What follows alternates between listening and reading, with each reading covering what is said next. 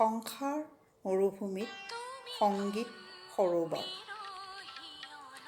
সুন্দৰ কথা আৰু সুৰেৰে সুৰীয়া কণ্ঠৰ গীত এটি সকলোৰে কাম্য। এই অনুভৱ ধৰি ৰাখি এইবেলি শাৰদীয় বতৰত স্বৰলিপিৰ প্ৰথম নিবেদন তুমি কোন বিৰহী অনন্যা। সুকণ্ঠী গায়িকা গায়ত্ৰী হাজৰিকাৰ কণ্ঠত, অঞ্জনা গগৈৰ কথাত, তপন লহকৰৰ সুৰত আৰু ৰূপম তালুকদাৰৰ সংগীত ব্যৱস্থাপনা অতি শ্ৰুতিমধুৰ এলবাম। অঞ্জনাৰ লগত মোৰ বহুত পুৰণি চিনাকি। ইমান ধুনীয়াকৈ গীত লিখে বুলি জনা নাছিলোঁ। আৰু গায়ত্ৰী, যাৰ কণ্ঠত সৰস্বতী, ৰূপম তালুকদাৰতো নতুনকৈ কোনো চিনাকি দিবই নালাগে।